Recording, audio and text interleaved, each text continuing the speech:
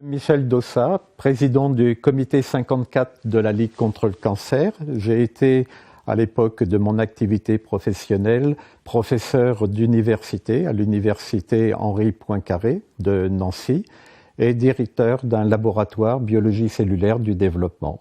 Et si aujourd'hui je suis bénévole à la Ligue, c'est tout simplement que pendant mon parcours professionnel, j'ai bénéficié à plusieurs reprises de subventions de la Ligue contre le cancer.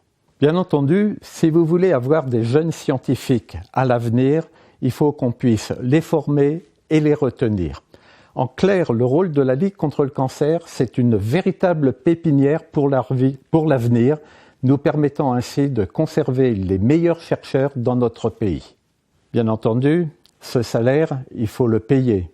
Même si les sommes qui sont allouées à des jeunes chercheurs sont quand même assez modestes, pour autant, il faut trouver cet argent.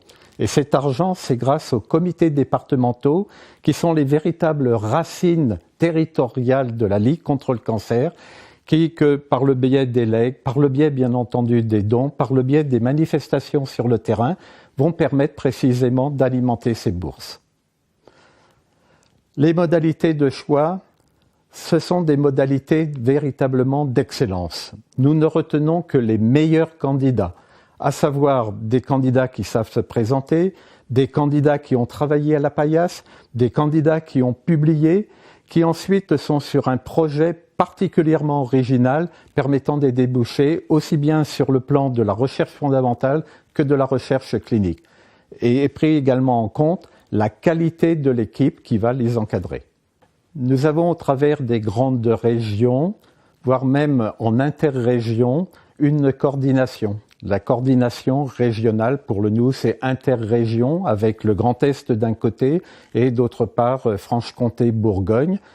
Pour nous, c'est 18 comités départementaux qui se réunissent chaque année et qui vont, pour le coup, un petit peu comme le marché à la bourse, vont faire finalement leur choix sur les différents projets qui ont été sélectionnés en amont par un comité scientifique d'experts, c'est-à-dire de personnes qui sont elles-mêmes des chercheurs et qui, pour le coup, finalement, sont en mesure de sélectionner les meilleurs projets.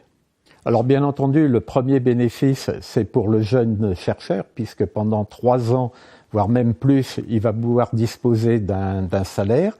Qui plus est, il faut bien comprendre que cette bourse doctorale, c'est une bourse de formation qui va permettre aux jeunes d'aboutir dans son travail scientifique, après quoi il poursuit sa formation la plupart du temps à l'étranger, que ce soit en Angleterre, que ce soit aux États-Unis ou ailleurs.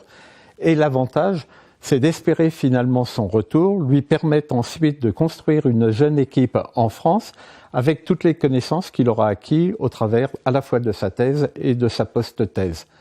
Par ailleurs, le fait qu'il ait appris finalement de nouvelles techniques, c'est particulièrement précieux pour nous, puisqu'il va pouvoir développer une recherche tout à fait originale au profit de la recherche clinique, de la recherche fondamentale.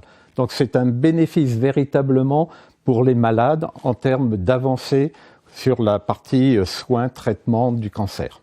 Qui plus est, chaque fois que nous avons une équipe soutenue, un jeune soutenu qui réussit dans la vie, qui réussit sur le plan de chercheur, sur le plan de scientifique, on peut s'enorgueillir et puis dire qu'effectivement, c'est grâce, en l'occurrence, au comité de Meurthe-et-Moselle ou au comité des Vosges, au comité de la Meuse ou ailleurs, que finalement ce jeune a poussé, grandi, fleuri et apporté des résultats sur le plan scientifique.